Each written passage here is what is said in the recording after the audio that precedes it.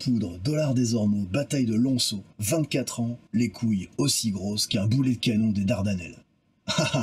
Bienvenue pour cette nouvelle émission sur l'Ultima Ratio miniature, et comme vous allez pouvoir le constater, eh ben, je ne suis pas seul. Alors je vais vous expliquer, on va vous parler de Dollars des Ormeaux, je suis sûr que beaucoup d'entre vous ne le connaissent pas, mais c'est quelqu'un qui vaut vraiment le détour, et Dollars des Ormeaux, son histoire se passe à Québec, et donc en cet honneur, bah, je porte la tuque que portaient les milices québécoises pendant la French American War, comme ils disent les Anglos. Mais chez nous, bon, bah, on appelle ça la guerre de 7 ans, ou les batailles en Nouvelle-France, etc. Et j'accueille avec moi mon compadré. Bonjour tout le monde. Monsieur Lourdes. Ça va, colonel? Ah, ça va très très bien. Alors, je suis très heureux de pouvoir recommencer un peu nos frasques. Et, ça fait longtemps, c'est sûr. Ça fait plaisir. Et en plus de ça, vous avez compris hein, que là, on va vous parler de la Nouvelle-France, et puis un des épisodes glorieux de la Nouvelle-France. On a quand même quelqu'un qui est carrément du cru, parce que notre ami l'ours vit dans les forêts au bord du Saint-Laurent. Hein, c'est un Laurentien. Ouais, exactement. C'est le bon terme. Ben, je pense qu'il va falloir commencer à se réapproprier les bons termes au bon moment, faire une guerre culturelle, comme nos ennemis savent si bien la faire. C'est pour ça que j'ai décidé de ne plus appeler Montréal, mais bien Ville-Marie. Ville-Marie, on est d'accord. Ouais. Le fort de Ville-Marie, Samuel de Champlain, 1611, et voilà.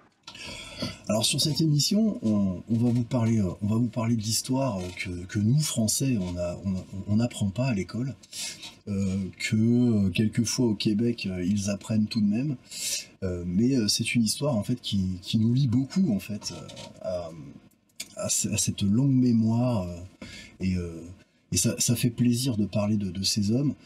Alors dans mes autres émissions, notamment Soldats, je vous parle d'unités en fait, de type de troupes. Là en fait on va vous parler d'une personne, donc Adam Dollars des Ormeaux.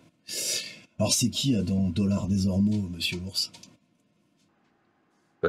Adam Dollars des Ormeaux, il est né en France, il n'est donc pas un natif de la Nouvelle-France, mais bien un Français. Vous allez être content de le savoir. Il est envoyé en Nouvelle-France, à Briard. Par contre, je ne sais pas c'est où Briard. Je ne connais pas assez la France. C'est en Seine-et-Marne, comme beaucoup de monde qui vont arriver au Québec.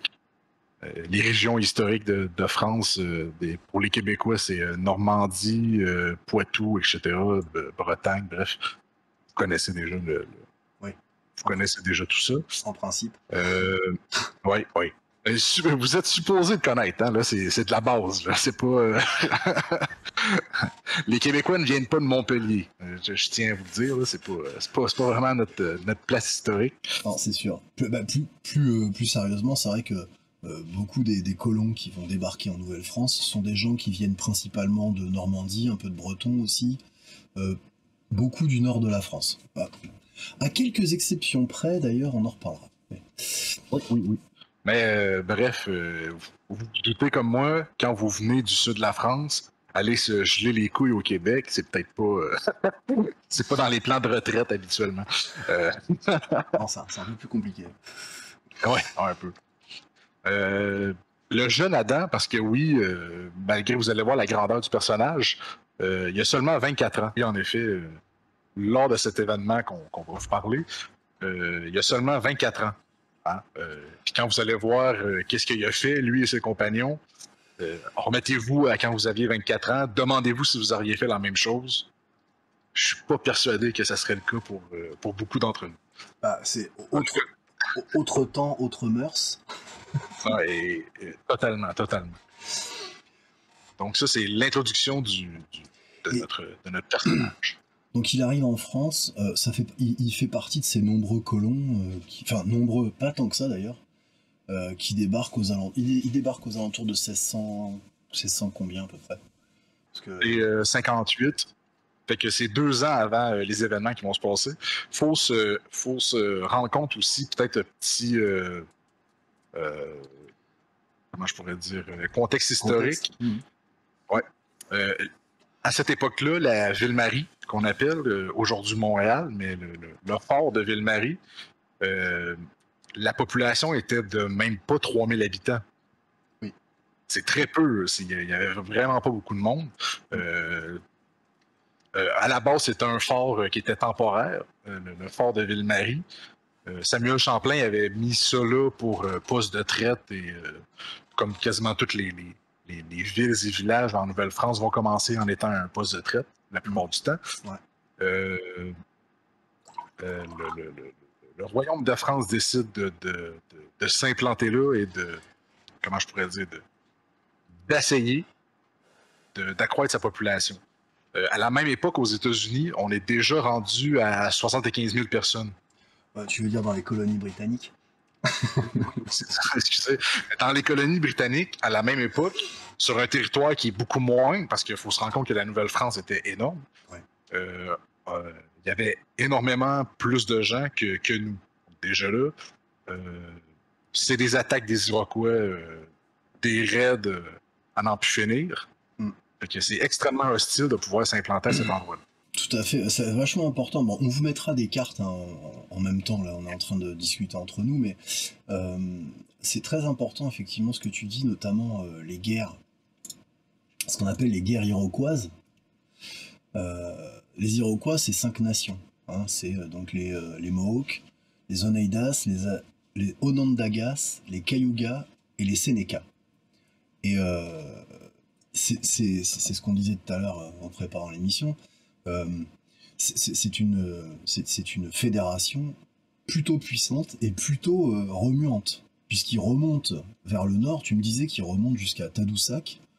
Alors c'est pareil, on vous mettra une carte, mais même plus haut d'ailleurs. Ouais.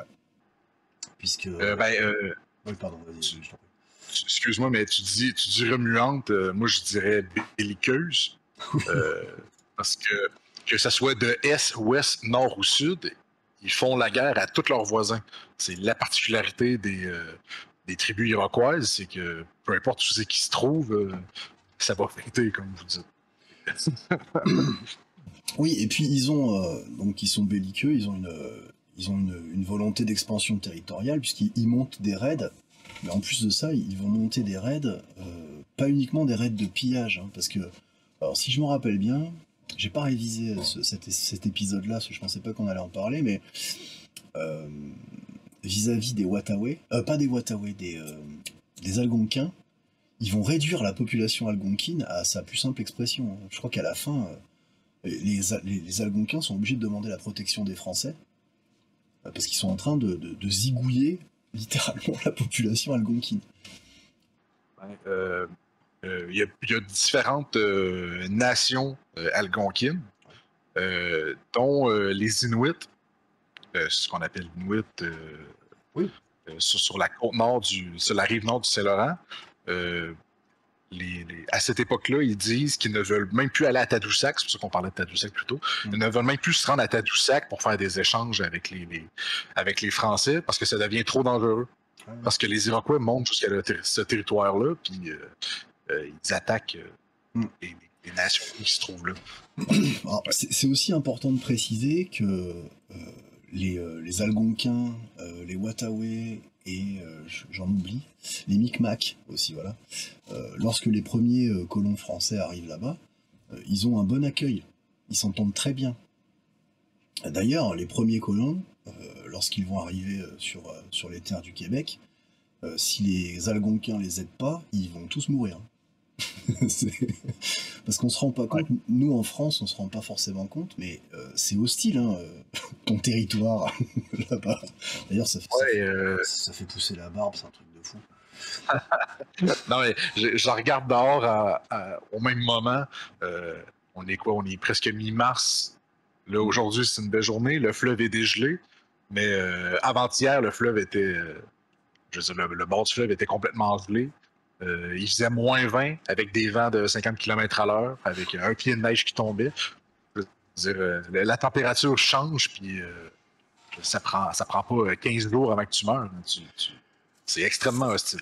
Bah, surtout, voilà, ils ont pas des équipements en Gore-Tex quand ils débarquent. Non. Il n'y a pas de raquette d'aluminium, il n'y a pas de carabine de chasse ultra performante pour aller chasser du phoque. Non, c'est rudimentaire. Vachement important ce que tu viens de dire, c'est qu'ils débarquent, ils n'ont pas des mousquets. Hein. Parce qu'on s'imagine toujours la grande épopée de 1800, mais là, quand ils vont débarquer, ils ont des arquebuses. Ouais. Bon. Tu veux un chevreuil avec un arquebuse, faut que tu sois proche, hein, je vous le dis tout de suite. Là. Donc ils ont intérêt très très vite à se mettre soit aux techniques de chasse indienne à l'arc, soit à faire du piège. C'est un orignal. Un orignal à l'arquebuse, je serais curieux de voir ce que ça donne. Ah ben, je pense que tu as plus de chances de le tuer en tapant avec la crosse que de tirer dessus. C'est une autre histoire. Mais non, tout ça pour dire que les colons français, s'ils n'avaient pas eu l'aide des Amérindiens, s'il n'y avait pas eu des bons termes avec eux, ben, il n'y aurait seulement pas eu de colonie du tout. Fait que le fait qu'on existe aujourd'hui, ça prouve un peu de la bonne entente qu'il y avait entre les deux peuples dès le départ. Sinon, on serait juste pas là. C'est clair. Aparté. Non, mais c'est pas qu'il y en a aparté, parce que donc Adam Dollard des Ormeaux va se battre à cette fameuse bataille de Lonceau. Donc Lonceau, on va vous expliquer, c'est un endroit qui est pas très loin de Ville-Marie. Et Lonceau se trouve sur la route que prenaient les Iroquois pour aller attaquer Ville-Marie, en réalité. Et à Lonceau, il y a une poignée de colons, mais il y a aussi des Indiens. C'est important de le dire. Ouais. J'ai plus le chiffre en tête, tu l'as là Est-ce que tu veux parler des Amérindiens qui étaient avec Dollard lors de la bataille? C'est ça. Si je me souviens bien, il y avait 4 ou 5 Algonquins avec lui. Qui était à Ville-Marie, puis il y avait une quarantaine de guerriers hurons. Oui, c'est ça. La Huronie à cette époque-là, qui était déjà que les Iroquois avaient massacré, la Huronie qui se trouvait plus à l'ouest, territoire à l'ouest, ce qu'on appelle aujourd'hui l'Ontario. Donc, il y avait un contentieux déjà entre les Hurons et les Iroquois. Puis les Hurons qu'il y a avec Dollard des Ormeaux, c'est des rescapés c'est ça. Qui se sont réfugiés à Québec après l'attaque des Iroquois sur la Huronie. Bref. Puis pour comprendre aussi, les Hurons ne sont pas des Algonquins. Ah non. C'est de quoi de différent, même qu'ils sont plus proches des Iroquois qui peuvent être proches des Algonquins, parce que la langue qu'ils parlent, c'est une langue qui vient de l'Iroquois. Mais même au niveau de leur apparence et de leur rite, les Mohawks et les Hurons, on les confond souvent, parce qu'ils ont ces espèces de coupes de cheveux, le fameux Mohawk, hein, la crête. La seule chose qui séparait les Hurons des Iroquois, c'est vraiment le territoire des Grands Lacs, lac Ontario en particulier. C'est deux peuples qui ont tout le temps été en proximité, les deux, les uns des autres. Ils n'ont pas toujours été en guerre non plus. Ça n'a pas tout le temps été. Non, bah, bien sûr. Mais disons qu'à un moment donné, la nation iroquoise a décidé de s'expandre. Peut-être aussi que le fait qu'il y ait des accords commerciaux, hein, puisque, comme on l'a dit précédemment, les Français vont en premier lieu installer des postes de traite. Un poste de traite, c'est un comptoir commercial, hein, ni plus ni moins, où on venait échanger. Alors, bien sûr, c'est le commerce de la fourrure. Hein, ça, c'est. Alors, c'est pareil, ça. On peut peut-être en profiter pour contextualiser la bataille de Lonceau. Les premiers colons français, le fameux coureur des bois, il n'allait pas chasser. C'était pas son métier. Son métier, c'est plus un marchand qu'un chasseur. Tout à fait, c'est un marchand. Il vient pour échanger des produits contre les peaux que les Indiens ont chassés. C'est surtout ça, en fait. Peut-être aussi un petit mot sur les coureurs de bois de l'époque, l'idée qu'on se fait de eux. C'est souvent des gens qui sont capables de parler 3 ou 4 langues différentes sur le territoire, parce que tu pars de Québec, puis des fois, tu te rends jusqu'en Floride. Hein. Ah oui, oui, d'ailleurs. Les territoires sont énormes, tu traverses des territoires énormes, tu rencontres des Iroquois, mais pas que, tu rencontres aussi tous les autres peuples qui sont dans le sud des États-Unis.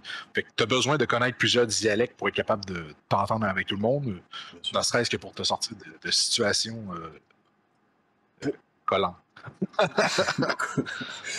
Pour l'anecdote, la fameuse barbe des trappeurs, parce que les Américains vont populariser les coureurs des bois, ils vont appeler ça des trappeurs, mais le trappeur n'est pas barbu. Le trappeur, en fait, il est rasé de près, parce que les populations indiennes, les First Nations, comme on dit, hein, les natifs, ils n'ont pas de poils. Et c'est pas si tu veux faire du commerce avec eux, t'as plutôt intérêt à être, comment dirais-je, sais pas comment dire, mais c'est une sorte de convention ethnique. faut avoir la bonne apparence. Ouais. Ils trouvent ça, les mots, c'est qu'ils trouvent ça un peu dégueulasse, oui, les hommes avec la barbe. Puis comme les coureurs des bois, ils sont pas idiots, puis surtout que, bon, des appointances avec les femmes des Premières Nations, hein, ils essayent de plaire le plus possible. C'est très important pour le commerce, d'ailleurs. Blague oui, oui. Les tissus, etc. Ah, mais... C'est pas une blague. Hein. C'est quelque chose qui va arriver plus tard, parce que là, on parle de... Oui. On est 1658, 59, 60. Les fameuses filles du roi vont arriver quelques années plus tard. Oui, sous l'impulsion de Richelieu. Ouais. Ouais. Et il faut comprendre que les filles du roi, quand ils arrivent, ils voient quelques-uns de ces coureurs des bois-là, qui sont à Ville-Marie, qui sont à Québec et compagnie, qui ont des fils qui sont amérindiens, qui sont des métis, qui sont moitié-moitié, puis ils comprennent pas. Imaginez-vous une femme de Paris qui arrive à Québec et qui voit son peut-être futur mari, qui a déjà des enfants, d'un autre mariage, parce qu'il avait été faire de la traite dans le coin des Grands Lacs et compagnie. Bon, en tout cas, le choc culturel, comme on dit. Mais on reviendra peut-être dans une prochaine, parce que bon, on va vous parler de la Nouvelle-France, c'est notre dada. Enfin, lui, c'est sa vie, mais moi, c'est une sorte de passion, on va dire. Mais il y a des choses tout à fait intéressantes. Il y a des princesses algonquines qui vont devenir des marquises en France. Et oui. Mais c'est plus tard. Et donc, alors, on est à cet épisode où les Iroquois, en fait, remontent vers le nord, vont chasser les Hurons, et commencent à s'attaquer aux Algonquins qui sont même en train de chasser jusqu'au sud de la baie d'Hudson, hein, où vous regarderez la carte, ça fait une trotte. Hein. Donc ils font des raids, et les natifs, en fait, donc sont bien sûr très rompus à toutes les techniques du terrain, c'est évident, hein, ils vivent là-dedans. Et je l'avais évoqué dans la dernière vidéo que j'ai faite sur les voltigeurs. C'est un territoire, d'ailleurs c'est grâce à l'ours que j'ai vraiment réussi à comprendre la complexité du territoire, c'est que c'est extrêmement boisé et c'est complètement rempli de flotte. Il y a des cours d'eau partout, il y a des marais, enfin c'est à toi d'en parler, c'est pas à moi. Non, mais parce que j'ai déjà montré une carte au colonel de l'endroit d'où je viens. C'est un petit carré, c'est une quarantaine de kilomètres carrés, puis il doit y avoir environ 150 lacs et rivières qui sont toutes connectées. Et le Québec, c'est ça, la grandeur du territoire du Québec, c'est ça. C'est des lacs, c'est des rivières connectées, avec le fleuve Saint-Laurent qui est la voie de navigation principale. Voilà. Mais sinon, il n'y avait pas de champs comme on a aujourd'hui, puis tout, ce n'était que du bois, et du bois extrêmement dense, du bois qui n'avait jamais été récolté. D'ailleurs, aux alentours de 1650, les premiers colons n'ont pas commencé à mettre des champs de blé partout, comme ça va être le cas plus tard au 18e, avec des moulins, il y a toute une histoire autour des meuniers, etc. C'est très important. Mais justement, en fait, maintenant qu'on a un peu débroussaillé le terrain, comme dirait l'autre, on a en fait Lonceau. Alors c'est quoi Lonceau ? C'est un peu important, parce qu'on dit la bataille de Lonceau. Alors qu'est-ce que c'est Lonceau ? Lonceau, à la base, c'est un ancien fort Là, je mets fort en parenthèse, parce que on va le voir quand notre cher Adam va arriver à Alonso, il n'y a pas de porte. C'est quand même... c'est un gros détail, hein? Tu arrives dans un fort, il n'y a pas de porte, il n'y a pas vraiment de fortification à proprement parler. C'est une installation avec, on va dire, quelques barricades, mais sans plus. En fait, c'était occupé par les Amérindiens aussi. mais c'est ça, parce que en fait, finalement, c'est quand on dit un fort, on s'imagine toujours les forts à la Vauban qui vont être construits plus tard. Mais en réalité, les forts, les fortifications qui sont créées par les Algonquins, ils nous ont pas attendus. C'est-à-dire que leurs installations, leurs villages, en fait, sont des longues maisons où ils vivent à plusieurs familles dedans. C'est incroyable d'ailleurs. Enfin, j'essaierai de mettre des photos d'ailleurs des longues maisons. Et autour des longues maisons, ils enfoncent des troncs d'arbres verticaux, espacés, tout autour. Et ça, c'est un fort. Alors c'est vrai que lorsqu'on fait la guerre moderne de l'époque, on s'imagine que c'est pas très efficace. N'importe qui peut tirer à travers, etc. Après, ces gens-là faisaient la guerre d'une autre façon, avec des arcs, etc.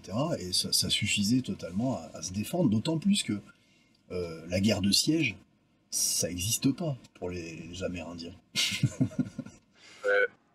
On en a parlé, parce que oui, on a parlé en 1 heure avant de commencer l'émission. Mais la guerre de cette époque-là, c'est une guerre qu'on va appeler de guérilla. C'est énormément de corps à corps. Parce que oui, bon, on voit tout le temps des Amérindiens avec des arcs et flèches, mais en vrai, le gros de la guerre se fait à la massue. Ça et tout, on pourrait peut-être montrer des images des armes amérindiennes. Ouais, j'en mettrai aussi. Énormément de corps à corps. C'est des casse-crânes, principalement. Ouais. Donc, souvent, c'est tout simplement un gros bâton en bois avec une boule de bois au bout. Hein. C'est pareil, il y a aussi hein, le tomahawk, etc. Les tomahawks forgés, vous vous doutez bien que... Alors, ils peuvent avoir des haches de pierre, mais principalement, c'est des bâtons, enfin des casse-crânes en bois. Et le tomahawk, en fait, va arriver justement à cause des postes de traite qui vont faire ces espèces de petites hachettes que les Indiens sont très très contents de s'emparer. C'est plutôt efficace d'ailleurs. Parce qu'il faut se souvenir que les peuples qui habitaient le territoire n'avaient pas découvert comment extraire du fer, ni comment le forger. Il n'y avait pas ni le fer ni le bronze d'ailleurs, fait que c'était vraiment toutes les haches, les instruments qu'il y avait, c'était avec de la pierre, du silex. Comme le colonel dit, une hache en pierre, ça fait le travail, mais une hache en fer forgé, là, c'est le niveau supérieur. C'est plus pratique, d'autant plus qu'effectivement, d'un point de vue militaire, les Algonquins se battent pas en armure, enfin, il faut bien comprendre, enfin, je pense que tout le monde le sait, ça, quand même. Mais ils ont quand même des techniques de guerre, en fait, qui sont assez violentes. Et forcément, ces colons, même avec leurs arquebuses, une fois que tu as déchargé ton arquebuse, tu te retrouves avec 150 bonhommes sur le paletot, c'est réglé. Hein. C'est pas... T'as intérêt à être bon à l'épée, et c'est tout. Il te reste pas. D'ailleurs, Adam, ou nous autres on l'appelle Dollar, Dollar était un officier. C'était pas. Oui, alors. C'était pas un paysan qui faisait les champs, puis c'était vraiment un officier. Parce que oui, voilà. Donc maintenant qu'on sait à quoi ressemble Lonceau, qu'est-ce qu'il vient faire Dollar à Lonceau? Parce qu'il n'est pas à Lonceau à la base, il est à Ville-Marie. En fait, un autre personnage extrêmement important, je dis extrêmement important pour les gens qui connaissent l'histoire, oui. Paul Chemédé de Maisonneuve. Il y a un quartier qui s'appelle Hochelaga Maisonneuve à Montréal, à Ville-Marie.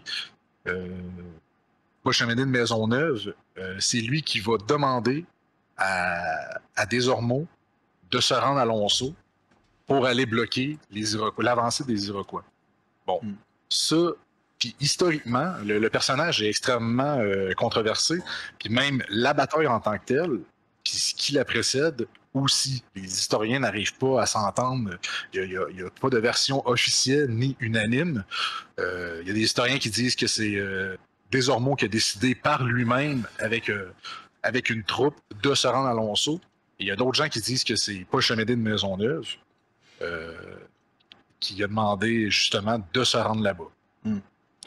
Toujours est-il qu'il s'est rendu. Fait que ce soit un ordre demandé par de Maisonneuve ou que ce soit par le propre chef, il s'est quand même rendu. Est-ce qu'on peut parler d'une milice québécoise à cette époque-là? C'est pas nommé comme ça, hein, quand même. Ça reste... C'est pas nommé comme ça, mais il faut comprendre que le Ville-Marie est extrêmement... je veux dire, si je me souviens bien, 1660, c'est vraiment la dernière année que Ville-Marie peut encore tenir. Oui. Parce que ces attaques des Iroquois extrêmement fréquents sur attaque. Puis à un moment donné, les autorités commencent à se demander si ça vaut pas la peine de juste abandonner puis de se concentrer sur Québec. Parce que Québec, à cette époque-là, par contre, c'est bien installé. Il y a une population plus grande qu'à Ville-Marie. Oui, parce que Ville-Marie, c'est surtout un poste militaire, en réalité. Il y a quelques colons, c'est surtout ça. C'est extrêmement avancé dans le fleuve Saint-Laurent. Quand vous prenez la carte, vous voyez où est-ce que Québec se trouve, puis où est-ce que Montréal se trouve. Ils sont très proches des territoires. Et en fait, quand je dis très proche, c'est limite à la jonction de tous les territoires, de toutes les nations amérindiennes qui se trouvent. Ils sont juste au milieu. Et donc là, en fait, il y a... Alors c'est pareil, moi j'ai lu plusieurs chiffres, mais il y a environ... Moi j'ai lu 400 Iroquois qui sont en train de remonter, et j'ai lu 200 Iroquois. Il y a deux choses. Il y a les Iroquois qu'au début, on sait qu'ils sont là. Le chiffre est de 200, mais il y a des renforts ensuite qui arrivent. Il n'y a pas seulement des Iroquois, il y a aussi une autre tribu que, de mémoire, je me souviens plus de leur nom, mais ça devrait peut-être la peine d'aller vérifier. Mais ils sont environ 200 eux aussi.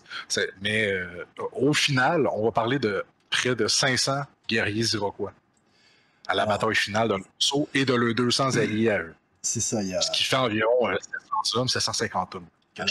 À la fin, il y a 700, en tout 700 Iroquois, dont 500 Aniers et Anéyoutes. Onéyoutes. Désolé là, pour les noms des Premières Nations. J'ai pas appris à les prononcer. Je me souviens pas de tout non plus. C'est pas bien. Alors, je vais me faire taper sur les doigts, je le sens. Il y a donc... on a donc notre cher Dollard qui se rend là-bas, donc ils sont environ... les historiens nous disent qu'ils sont 22. Comme on l'a dit, il y a environ en tout 45 alliés de deux tribus différentes. On est en termes de configuration de terrain, c'est implanté plutôt au bord du fleuve, hein, si je me rappelle bien. C'est au bord du fleuve. C'est pas le fleuve, c'est la rivière Outaouais. Ah oui, pardon, c'est la rivière des Outaouais, ouais. Pardon. Exact. Si je me souviens bien, le fort, on pourrait dire que c'est limite un marais à l'endroit où ils sont installés. C'est pas comme Québec sur le long d'une espèce de falaise facilement défendable. Non, c'est sur le bord du fleuve, terrain plat. En plus, comme je vous ai dit, fortification quasi inexistante. Rudimentaire. Et donc, Dollard, en arrivant sur place, est-ce qu'il a le temps de mettre en défense sa place forte? Deux choses. Comme toute l'histoire, les historiens ne s'entendent pas. Et c'est pas juste le début. Non, c'est l'histoire au complet. Mais c'est normal. Personne ne s'entend. Fait que je tiens à vous le dire tout de suite. Là, je peux dire quelque chose, puis il va y avoir 12 autres versions. Mais au final, qu'est-ce que je peux dire? C'est qu'il y a quand même des guerriers Hurons qui ont survécu, puis qui se sont rendus à Ville-Marie et à Québec par la suite, qui, eux, ont raconté l'histoire. Fait que, bon, croire les historiens ou croire la personne qui était là à l'époque qui a fait un récapitulatif des événements. Après, comme tout sujet historique, il y a forcément des biais, c'est évident. Quelqu'un qui a participé à une bataille va toujours mettre en avant l'héroïsme de cette bataille, et quelquefois ils ont tendance à augmenter le chiffre des ennemis, etc. C'est quelque chose qu'on voit assez fréquemment dans n'importe quel récit de bataille. Maintenant, effectivement, bon, ça fait partie des témoignages. Voilà. Après, de toute manière, les historiens ne s'entendent quasiment jamais sur un seul fait. Ça, c'est comme ça. Oui. Et en plus, ce qui, pas qui joue en la faveur des historiens français, mais c'est que même les Iroquois vont reconnaître le courage de leurs ennemis. Dans cette histoire-là en particulier. Fait qu'au moins, là-dessus, on est capable de s'entendre. Habituellement, quand l'ennemi, puis je veux dire, dit la même chose que toi, tu peux dire que tu peux presque t'assurer que c'est sûr. Ouais. Alors allons-y. Dollard arrive à Lonceau. C'est à toi. Que se passe-t-il? Et comme je dis, selon les sources, il y a déjà un escarmouche qui commence. Dollard avec quelques de ses alliés, compagnons, appelez-les comme vous voulez. D'ailleurs, je vais dire les noms à la fin, on les a, les noms des compagnons de Dollard. Bien sûr. Ils vont faire une embuscade à un premier groupe d'Iroquois qui vont s'en venir dans leur direction. C'est pas les 200 qui vont être là, mais c'est comme une espèce de groupe d'éclaireurs. Ils font une embuscade, ça marche plus ou moins parce qu'il y a quelques Iroquois qui réussissent à se sauver. Mais ça retardera pas l'inévitable. De toute façon, les Iroquois étaient déjà en avance sur Lonceau. Fait que, ils se sont seulement assurés. Première embuscade contre les éclaireurs Iroquois. Certains réussissent à se sauver, repartent avertir les autres guerriers. Dollard retourne au fort. Et puis là, on peut dire que la vraie bataille va commencer. Ça va durer plusieurs jours. C'est pas une bataille 15 minutes. Non, c'est plié. Non, c'est des assauts sur plusieurs jours. Il faut se souvenir aussi que Dollard est accompagné de 17 autres de ses compagnons, plus 40 Hurons, puis 4 Algonquiens, comme j'avais dit. 4 ou 5, on n'est pas persuadé, on n'est pas sûr à 100%. Ouais. Donc, imaginez-vous, pendant plusieurs jours, vous faites face à environ 700 Iroquois et leurs alliés, puis vous n'êtes même pas... Vous n'êtes même pas 80, là, je veux dire. Les forces totalement inégales. Tout à fait, et puis t'es même pas sûr de t'en tirer, quoi.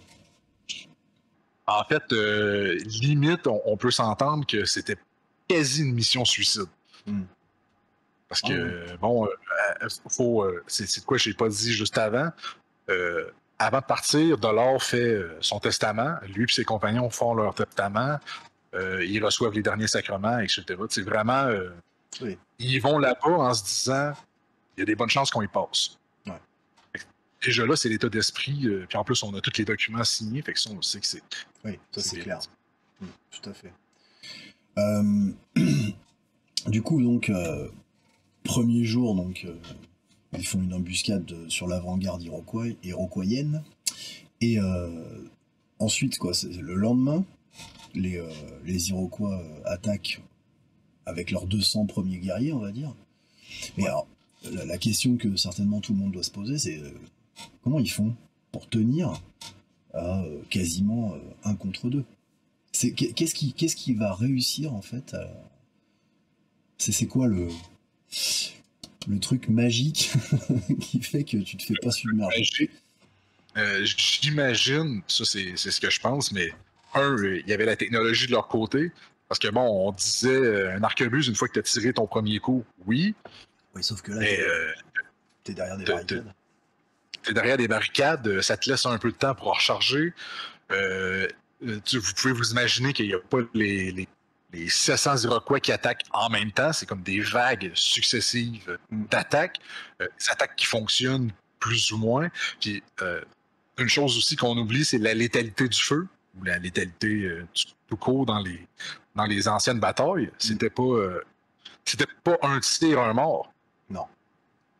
C'est un tir, peut-être un blessé, souvent des ratés. Ouais, ça aussi, c'est un autre truc. Ça veut pas dire que l'attaque que les Iroquois faisaient sur le fort, ça faisait 5 ou 6 morts à chaque fois. Est-ce qu'on pourrait, par exemple, estimer que les Iroquois soient impressionnés parce qu'ils se font tirer dessus à l'arquebuse? Est-ce que le fait qu'on leur tire dessus à l'arme à feu, ça n'a pas eu un caractère particulier qui les a... ils ont eu... J'aurais pu dire avant, si, admettons, on aurait remonté une quarantaine d'années plus tôt, les Iroquois auraient été totalement déstabilisés. Pour rappeler l'épisode de Champlain, le fameux épisode de Champlain qui tire sur les Iroquois, puis c'est ça qui les fait fuir, dans le fond, parce qu'ils n'ont aucune idée de ce que c'est. De ce qui se passe en face, de qu'est-ce que c'est. Mais là, on est déjà une quarantaine d'années plus tard, 40 à 50 ans plus tard. Les Iroquois ont déjà vu des armes à feu, même qu'il y en a beaucoup qui en ont, qui en possèdent. Parce qu'il faut se souvenir aussi, c'était pas l'Angleterre à cette époque-là, mais c'était la Hollande. Ils faisaient le commerce avec les Iroquois de l'époque. C'est vrai. C'est vrai. Et ils leur livrent des... Alors ça, par contre, j'ignore complètement. Ils leur échangent des arquebuses contre des pots. Il y en a il y en a certains qui ont des arquebuses justement pour agacer les Français le plus possible, parce que, bon, la Hollande, sans être en guerre directe avec les Français, territoire commercial, ils leur piquent de l'argent, il faut lui mettre des bâtons dans les roues le plus possible. C'est vrai, exact. Alors tu vois, par contre, je savais pas que les Iroquois, déjà à ce moment-là, possèdent des arquebuses. C'était pas répandu comme, si on peut dire, les compagnons de Dollard des Ormeaux avaient des arquebuses, en plus de leur sabre, un sorte d'officier épée et compagnie. Mais en face, on se bat encore sur du gros gourdin, du casse-crâne, etc. Et alors du coup, pendant combien de jours nos amis vont-ils tenir?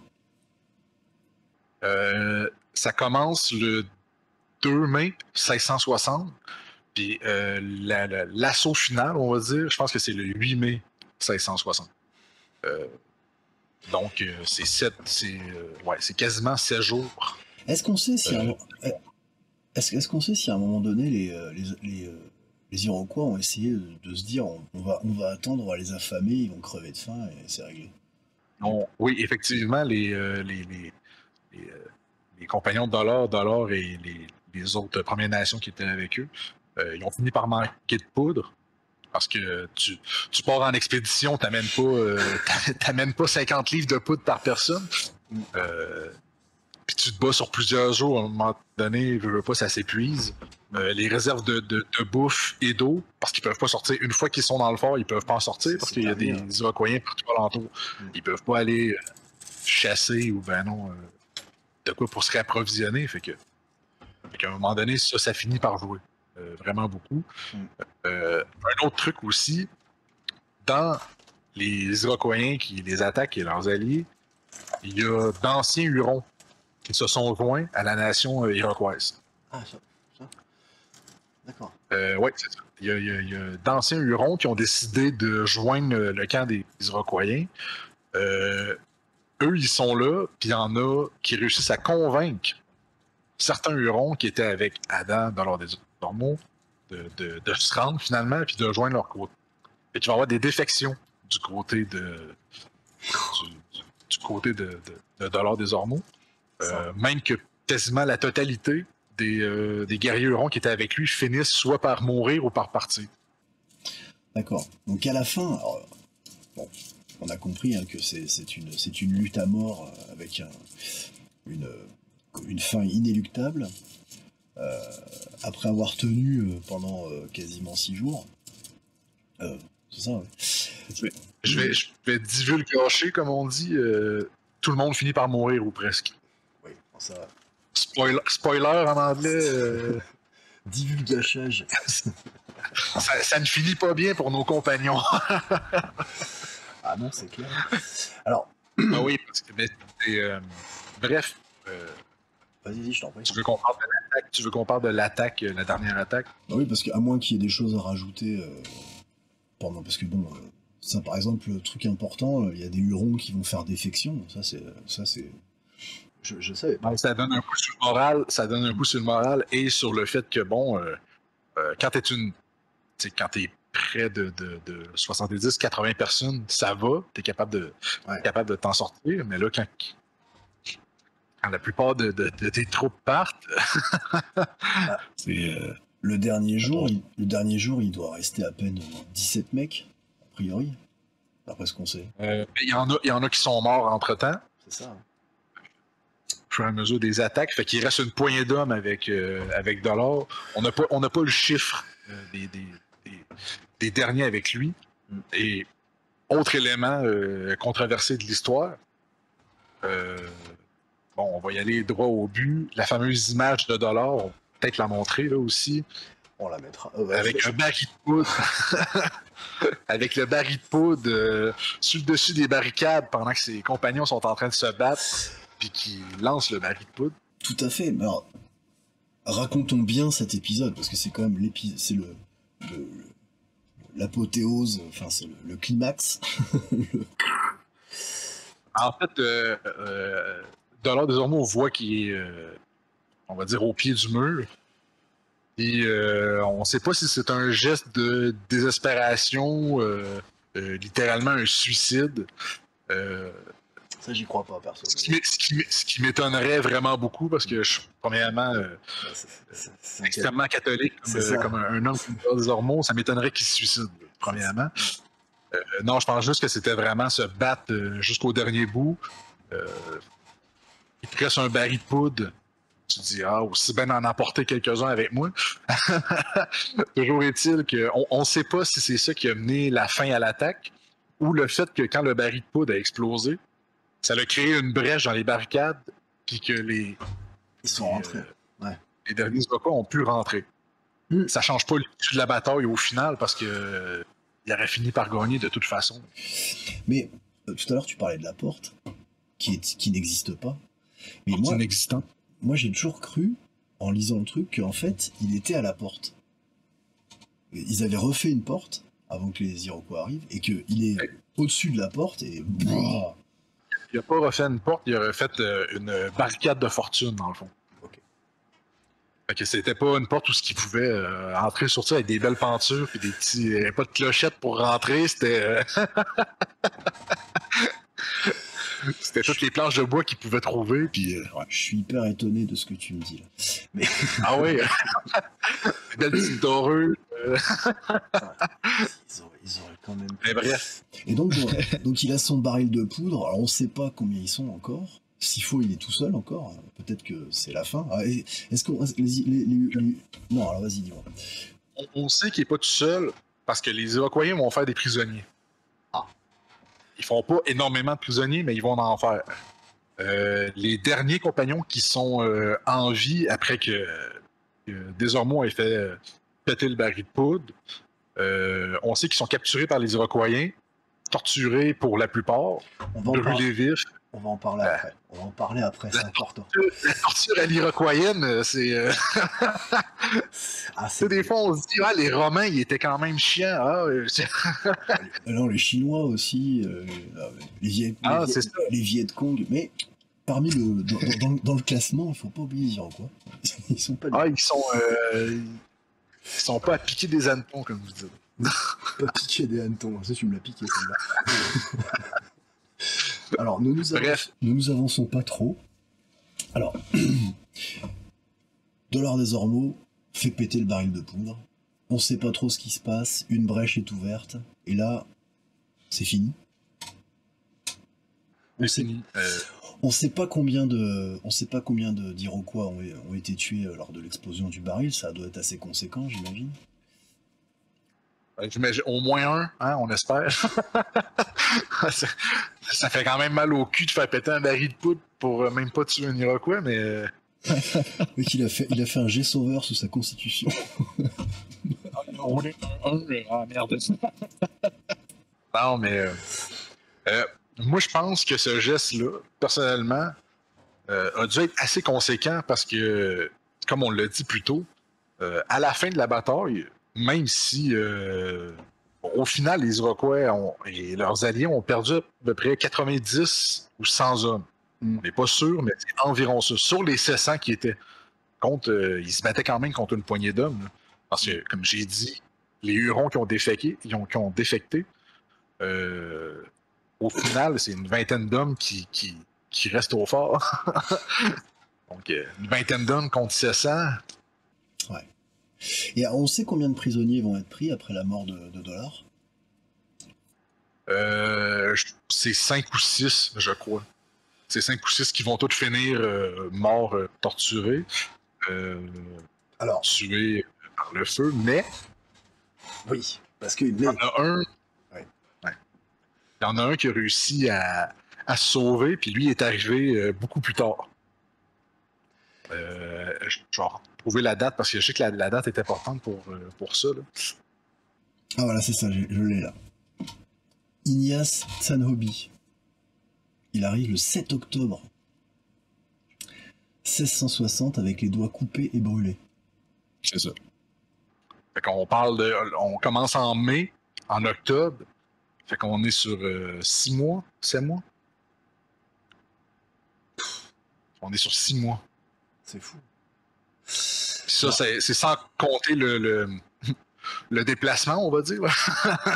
C'est ça, en Parce fait. que, bon, donc, qu'est-ce que je disais plus tôt quand je disais que la version est des Iroquois et des Hurons qui sont venus là-dessus peuvent coïncider. Encore une fois, les historiens ne sont pas capables de s'entendre, mais bref. Toujours est-il que les Iroquois n'ont pas continué leur attaque sur Ville-Marie. Ce qui a permis à la colonie de pouvoir perdurer. Parce que quelques mois plus tard, le fameux Radisson et son compagnon arrivent à Ville-Marie avec les pots. C'est ça qui a sauvé la colonie, dans le fond. De un, l'abatteur de Lonceau, qui empêche l'avancée des Iroquois, et de deux, parce que Radisson, ça faisait déjà plus de 2 ans qu'il était parti à cette époque-là. Je parle de Radisson comme si tout le monde le connaissait, mais lui, il va peut-être falloir faire un autre épisode seulement sur lui. On fera un épisode sur Radisson, sinon là, parce que j'ai pas regardé le chronomètre, mais à mon avis, ça doit faire 2500 ans qu'on est en train de parler, toi et moi. Mais on en est à... Oui, 53 minutes. Tranquille. Oui, c'est ça. Fait qu'on a Radisson qui arrive quelques mois plus tard avec une 60aine de canons. Oui, c'est ça. C'est une quantité démente. Enfin, c'est incroyable. C'est pas lui tout seul, c'est lui et les alliés amérindiens.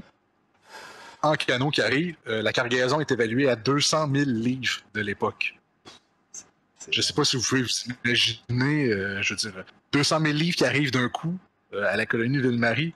Bon, c'est ce qui a sauvé la colonie. Fait que, merci Radisson, merci Desormeaux. Je serais pas là aujourd'hui si ça n'avait pas été de vous. Bah non, c'est clair.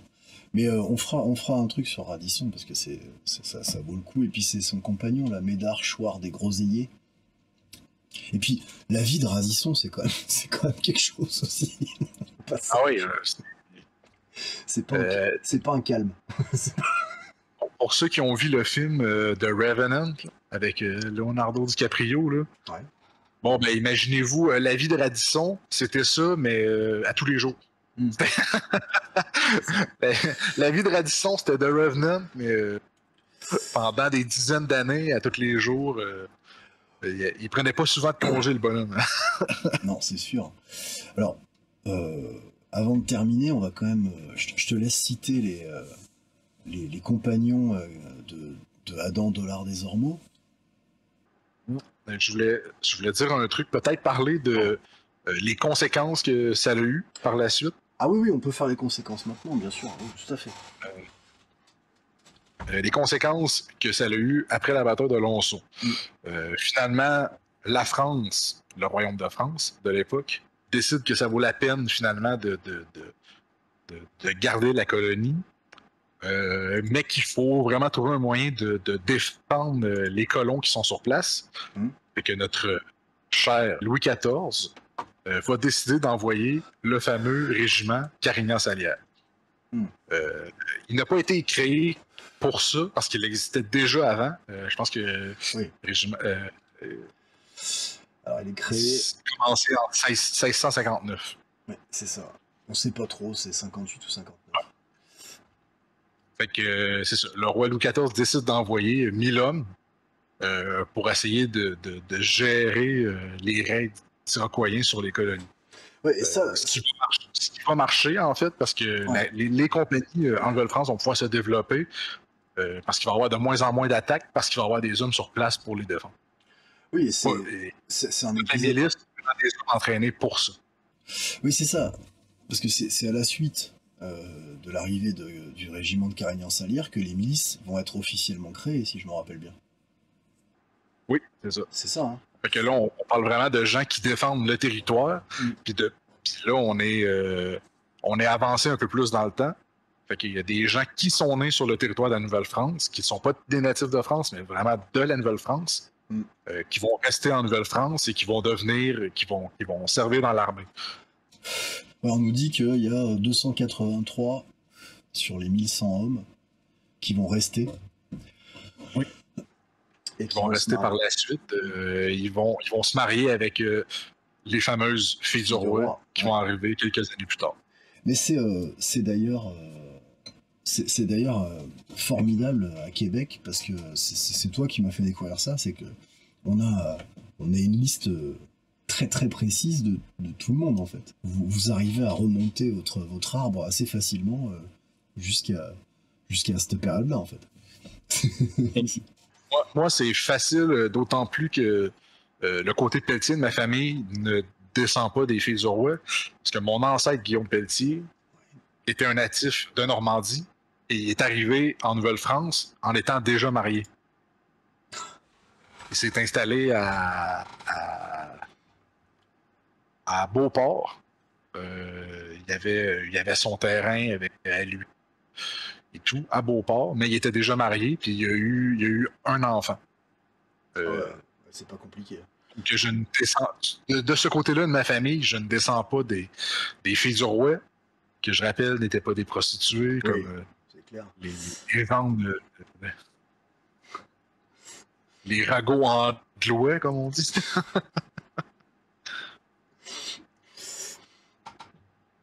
Donc, on peut peut-être... Oui, vas-y, je t'en prie. Tu veux rajouter quelque chose? Non, c'est parce que mon écouteur marchait plus. Ouais. Non, j'avais pas. Une fois que le régiment Carignan-Salire est arrivé, je sais pas s'il y a d'autres choses à rajouter. Non, c'est vraiment un moment pivot, en fait, dans l'histoire de Québec. Avec Lonceau, l'arrivée de Radisson, et derrière Carignan-Salire, ça va vraiment asseoir, en fait, la présence française. Si je peux rajouter un truc, la Nouvelle-France, leurs alliés, ou devrais-je dire seulement le Royaume de France puis leurs alliés amérindiens, vont quand même rester en guerre avec les Iroquois jusqu'au traité de paix de 1701. Ça veut dire qu'on est sur une longue période où ils sont en guerre. Ce n'est pas tout le temps de la guerre intense à tous les jours. Mais une fois de temps en temps, c'est des raids, puis ouais. On peut peut-être, pour conclure, citer, comme on a dit tout à l'heure, les compagnons de Radisson. Je te laisse le faire. À toi l'honneur. Pour nommer les compagnons de Dollard, on a Jacques Boisseau, on a René Doussaint, on a Jean Vallet, Blaise Juillet, Jacques Brasier, Jean Tavernier, Nicolas Tablemont, Laurent Aubert, Alonier de l'Est. Alonier, je ne sais même pas si c'est un nom qui existe encore. C'est la première fois que j'entends quelqu'un dire ça, puis c'est moi-même. Nicolas Josselin, Robert Jury, Louis Martin, petite aparté encore, les Martins. Oui. Martin, si je ne me trompe pas, c'est le nom de famille ça a été le nom de famille le plus populaire en France. Puis c'est un nom extrêmement populaire aussi au Québec. C'est comme un des gros noms de famille du Québec. D'accord. Fin de l'aparté. Christophe Augier, Étienne Robin, Jean Lecomte, Simon Grenet, François Cruçon, Nicolas Duval et Mathurin Soulard. Ce sont donc tous les compagnons de Dollard des Ormeaux. Pour les Hurons, on n'a pas les noms de tout le monde, parce que, il y a eu des défections, fait que je pense qu'on n'a pas pris en note les noms de ceux qui étaient. On a quelques noms, hein. On a le chef Anaota'a, pardon. Anaota'a, on a Louis Taïn de Corène, Joseph Soudouscon. Si vous vous demandez aussi pourquoi il s'appelle Louis Joseph Ignace, c'est qu'ils avaient été baptisés au final. Ils s'étaient convertis, puis ils avaient été baptisés. Donc on les avait redonné des noms de la Bible. Oui. Ignace Tsaobi. C'était le fameux Ignace, c'est lui qui se retrouvait avec les doigts brûlés. Et qui réapparaît que le 7 octobre 1660. Je ne sais pas si vous pouvez vous imaginer aussi. Par contre, ça, je ne sais pas s'il est arrivé avec un groupe de personnes, mais lui, il a réussi à s'échapper de sa captivité. Donc, il était tout seul. Ça a été le seul à réussir à s'échapper. Est-ce qu'il a été seul tout le long du voyage? Parce qu'il faut quand même les marcher, les territoires de la Huronie jusqu'à Québec. C'est une bonne marche à pied, comme vous. Ouais, c'est presque une prouesse. Surtout quand t'as les doigts coupés, je veux dire. Je connais pas son histoire. J'espère qu'il a réussi à rencontrer des gens entre-temps. Il était pas tout seul pour cette traversée-là, ou je sais pas comment ça s'est passé, mais. C'est clair. Ça a dû être pénible. Très bien, et ben. Je pense qu'on ça fait juste. Alors, il y aura certainement des choses qui seront coupées au montage pour essayer de rendre l'émission audible. J'espère que ça vous a intéressé de nous entendre évoquer la bataille de Lonceau et l'épopée de Adam Dollard des Ormeaux. Est-ce que, pour terminer, qu'est-ce qui sera un bon mot de la fin, selon toi? Peut-être un peu parler de la postérité de Adam Dollard, parce que pendant plusieurs années... Oui. Le réemploi de Dollard des Ormeaux. Parce que pendant plusieurs années, il a été oublié. On n'en a pas vraiment reparlé. Ça a été à partir de la Première Guerre mondiale. On a recommencé à parler de Dollard des Ormeaux. Pour faire simple, il fallait trouver un moyen que ces maudits Canadiens français-là aillent se battre en Europe. Comment tu fais pour que des Canadiens français n'ont absolument aucun lien avec l'Europe depuis, là on parle de plusieurs centaines d'années, se sentent impliqués dans une guerre qui pour eux les concerne pas? On a dit on va faire appel aux héros, aux fameux héros de la Nouvelle-France, aux héros canadiens et français. Puis c'est là qu'on a un peu déterré Dollard des Ormeaux. Fait comme Dollard des Ormeaux, va te battre pour défendre la mère patrie. Bon, sauf que la mère patrie, pour nous, c'était la France, mais pour eux, c'était le fameux royaume d'Angleterre. Il y avait une sorte de conflit. Il y avait un peu un conflit. On a tout le temps eu de la difficulté à aller se battre en Europe pour des gars qui ne nous concernaient pas. En plus, c'est d'actualité avec tout ce qui se passe en ce moment. Oui, mais enfin, on peut aussi, de manière espiègle, noter qu'en 1812, les Québécois vont se battre contre les Américains qui les envahissent aux côtés des Anglais, quand même. Donc finalement... C'est pas pareil quand c'est ta maison à toi qui risque d'être brûlée. C'est comme un petit... tu te dis, ça vaut peut-être la peine de se battre avec les Anglais. Allons-y. Et, pour terminer avec Adam Dollard des Ormeaux, figure controversée aujourd'hui avec tout ce qui se passe avec le wokisme et compagnie. Certains disent que c'était carrément un assassin, oui, parce que, bon, se battre dans une guerre pendant qu'il y a des raids iroquoiens, ça fait de toi un assassin. Ouais, bon. Une relecture de l'histoire absolument étrange. On a quelques monuments dédiés à lui à Ville-Marie, mais souvent, on se retrouve avec des tags dessus, des tags d'Antifa, d'extrême gauche et compagnie. Mm. Puis comme j'ai dit, le personnage est controversé parce que historiquement, même les historiens ne sont pas capables de s'entendre sur la véracité de tous les faits le concernant. Fait que bon, moi je considère que c'est une figure extrêmement importante de notre histoire. Il y en a d'autres qui vont relayer son importance à une importance secondaire, on va dire. Oui, après, c'est toujours le même problème avec l'histoire, c'est que il faut s'attacher à regarder l'histoire pour ce qu'elle est, et non pas avec le prisme que nous voudrions avoir, nous, aujourd'hui. Et ça vaut pour tout le monde, bien sûr. Donc, c'est quand même drôle parce que traiter de l'ordre des hormones d'assassin, mais les 700 Iroquoiens qui étaient venus pour brûler puis piller la ville, puis en passant, une fois que Dollard Desormeaux et ses compagnons étaient partis, il restait plus grand homme dans la ville pour la défendre. Ah bah. C'était des femmes, puis c'était des enfants, puis c'était les sœurs et les curés qui étaient là. Ah, c'est clair. Donc, Dollard Desormeaux, c'est un assassin avec ses 17 compagnons et autres compagnons amérindiens, mais les 700 Iroquoiens qui auraient tué des femmes, des enfants, des curés, des nonnes, je veux dire... Ah mais là on peut rentrer dans une discussion qui pourrait durer 1 heure de plus. On est capable. On est capable. Mais vous me prenez pas. tout le monde n'est pas prêt. Mais voilà, en fait, je pense le mot de la fin, il est là. C'est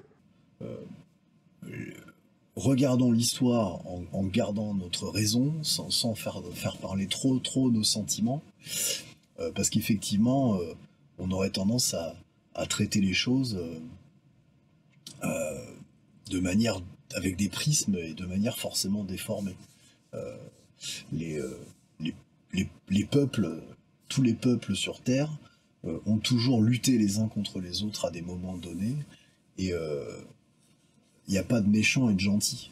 Après, effectivement, il y a des gens qui ont fait preuve d'actes de déshonneur, il y a eu des trahisons incroyables, mais il y a eu des trahisons et des actes de... Oui. Mais il y a aussi eu des choses qui ont été faites dans des deux côtés. Enfin, je veux dire, on n'est pas sur une vision manichéenne de l'histoire. Ça serait dommage. Donc j'espère que cette discussion que nous avons eue avec mon comparse l'ours vous a intéressé. Alors, je pense que ça sera certainement très très long. Écoutez, si ça vous a intéressé, c'est génial. Vous partagez l'émission, vous mettez des commentaires, vous la likez ou vous la dislikez. Ça, c'est vous ça vous regarde, c'est pas un problème. Sachez que nous, ces discussions-là, on essaiera de les avoir de temps en temps. Je pense qu'on fera ce genre de gros format 1 fois par mois, un truc comme ça, en prenant un sujet et puis en essayant de le triturer. Je réitère, hein, n'oubliez pas de liker, de commenter, parce que j'aimerais bien que ce qu'on fait là, bah, ça puisse permettre à des gens d'ouvrir de nouveaux horizons historiques. Et même, alors puisque moi je suis sculpteur et que je fais du wargame, c'est la raison pour laquelle j'ai décidé avec Monsieur l'Ours de faire cette émission-là, c'est parce que je sais qu'il y a des gens qui jouent au wargame sur ces périodes-là, qui sont des périodes incroyablement propices à l'aventure. Et donc peut-être que ça peut vous donner des idées, vous faire vous pencher sur... Il y a tout un tas de références de figurines historiques qui sont magnifiques. Ce qui est dommage, c'est que j'ai pas fini de les peindre, mais j'ai toute une troupe d'Iroquois là, qui me regardent et qui me disent, disons, tu pourrais finir tes Napoléoniens et peindre. Ah, bon, ils sont pas contents. Ah, ils font la gueule, hein, je les vois là. Ils sont là, j'ai même pas besoin d'aller très très loin. J'en ai un là. Très bien. Eh bien, merci à toi, mon cher ami l'ours. Merci à toi. Salut, à bientôt sur Ultima Ratio Miniatures. On vous laisse. On vous remercie de nous avoir écoutés jusqu'au bout. Si vous êtes arrivé à ce point-là de la vidéo, vous êtes géniaux. À bientôt.